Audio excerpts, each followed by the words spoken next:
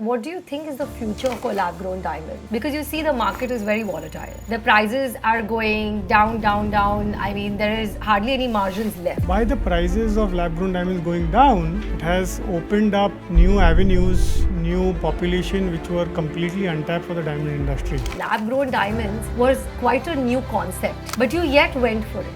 So what made you take such a big risk and how did it shape your career? We've always been very prone to taking risks in business because otherwise you will never be able to build a business. What do you think about the non-gem sector for applying lab-grown diamonds for industrial applications?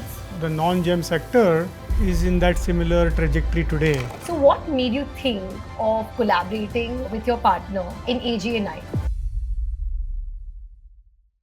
In today's episode, we are excited to welcome Mr. Ankit Poddar, whose experience in the lab-grown diamond industry has been commendable. With over 18 years of experience in the diamond and jewelry industry, Mr. Ankit Poddar has built a successful venture called Aarush Diam. In this conversation, let us understand a personal perspective on entrepreneurship and throw light on how life partners can support and build their businesses alongside each other. So welcome Ankit and thank you for removing time for us. Thank you. It's my pleasure. So Ankit, I would like to ask you this, that you've been very successful running Aarush Diam for many years now, almost a decade if I'm not wrong. Yeah. How has your journey been like? It was very different for me because Aarush Diam was primarily built for the American market, and America was a completely different and new ballgame for me. So definitely a big learning curve. And yeah, it's the move that also ultimately got me to move to America. So yeah. Okay, and how's the markets treating you out there? Markets always, I'm not so worried about the markets really, generally speaking, because they keep going up and down. Yes. I concentrate more on my business and my growth. We've done well over the last few years. And, so even if the market is going down, I still make sure that we try to keep growing.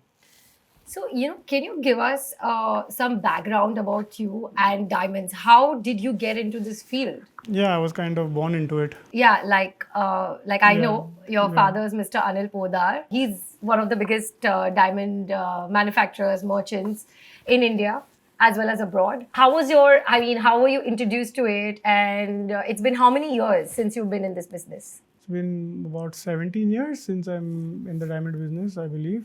So it's been 17 years. That's quite a big chunk of your life you spend with diamonds, selling diamonds, manufacturing diamonds. And so you were always into lab-grown diamonds from the beginning? No. So we always have been traditionally a mined diamond company since, I believe, 1989. We transitioned into lab-grown about 10 years ago. Okay. So it was, again, a slow transition. We didn't jump from one industry to the other. We put our foot in. Once we saw the business booming, we kind of transitioned more towards lab-grown, and today we are predominantly a lab-grown company. That is great. And actually, what do you think is the future for lab-grown diamonds? Because you see the market is very volatile. The prices are going down, down, down. I mean, there is hardly any margins left. So what do you think? How would Aarush Diam sustain in such a highly competitive market? I'm not really worried so much about the margins. Mined diamonds have traditionally been a very luxury product, being able to be afforded by only, let's say, 1% of the population. By the prices of lab-grown diamonds going down, it has opened up new avenues, new population which were completely untapped for the diamond industry. So today, lab-grown diamonds can pretty much cater to more than 50% of the population. Yes, it's more affordable. And that is why, prices going down have also been a boon, because Asian markets, which were never that big for diamonds because of affordability, is now a very, very viable market and a very big market as well. Lab-grown diamonds and the future, according to you, for gem purposes, it has been brilliant for Aarush Diam. And what do you think about the non-gem sector, for applying lab-grown diamonds for industrial applications? Like my journey started in lab-grown diamonds about 10 years ago. I feel the non-gem sector is in that similar trajectory today, where it will take a few more years for the industry to hit commercial aspects, to hit certain numbers. But I think it is on its path there, and hopefully in a few years, it will start to be commercially viable as well. So you think it has like a good future concerning semiconductor industry? Yes, for sure. We are talking about mass consumption, which as lab grown diamonds is also now being consumed by the majority mass of the population. The products that are born out of the semiconductor space are also being used by the mass of the population. So if diamonds are able to fit into that very, very massive industry, definitely it is going to be a very, very fruitful prospect. So what made you think of collaborating with your partner in AGA9? So basically, again, the semiconductor space is a very big space. It is something that any major lab grown player should be focused on, because going into the future, it could be a very, very commercially viable and very big project. So, these are opportunities that shouldn't be missed. I needed someone who I could trust and who I knew could take the project ahead, and what better option. So I kind of thought that this way you can take this project ahead and I can concentrate on what I'm currently doing. You have two brains running two different operations. It's a great advice actually for couples who want to build their businesses alongside each other. And it's like you can get the best of everything that you desire. But is there anything else that you would want to advise? How can two very competitive individuals build a successful business together?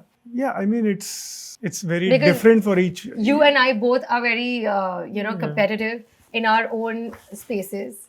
Yeah, So there are many couples like that. Yeah, so of course it's very different for everyone, but yeah, for me, I would say that I like to do things my way, and I'm sure you like to do things Yeah. your way. Yeah. And that's why to have two different, completely different products and different ventures always helps, because this way you can take your own decisions and I can take my own decisions and still have two good businesses. That's actually very well said. And I have one thing to ask you is also, what was your vision when you started Aarush Diam? What is that one thing that you had set your mind as a short-term goal and even probably as a long-term goal, and have you achieved it? Short-term, of course, you have, but long-term, have you achieved it, or it's yet, you're yet working towards it? So my long-term goal, I had certain numbers in mind and I haven't yet achieved them. As the years go by, they do get tougher and tougher to achieve as well. I'm sticking to those goals, I'm sticking to those numbers and trying to achieve it. But yes, on the short term, I have been able to achieve most of the goals. The long-term goals are still open for me. Okay, that's nice. And I'm hoping that you achieve your long-term goals also. So, Ankit, when you started Aarush Diam, you were aware about the risks that were involved with it, because lab-grown diamonds was quite a new concept in this world. It wasn't very easily accepted by everybody, but you yet went for it. So, what made you take such a big risk, and how did it shape your career? I mean, business and risk always kind of go hand in hand. So we've always been very prone to taking risks in business, because otherwise you will never be able to build a business. When lab grown diamonds started, it was kind of a taboo in the industry. Yes. And at that point of time, we did believe in the product, and therefore we took immense amount of risk. We invested a huge amount of capital and manpower resources to build that business, even though most of the industry did not support this product. And luckily, those risks pan out. So for me, I always like to take risks in business, because you might not win all the risks, but you can build a very good and strong business when those risks do work out in your favor. So, but without risk, you have no business. This is something that pretty much all businessmen would already be doing in their regular businesses, at least the ones who have done well. Without, taking risk, there is no big returns. So yeah, I do agree. What is your vision for AGA9? You know, it's a startup. The AGA9 team is working hard. You see us working every single day. What do you think about our team, about me heading the team? What are your views about it? No, so you're on the right direction. I feel you're doing the right things. You're working hard, and I think it's inevitable, but it just you have to kind of follow your path and give some time to it. Have some patience. I'm sure Yeah. this line needs a lot of patience because without your support, I don't think so. I would have been where I am today. And is there something you could suggest me? What else should I be doing? Because as a new entrepreneur, what else you think that I should inculcate in my team and in our everyday routine to become better at what we do?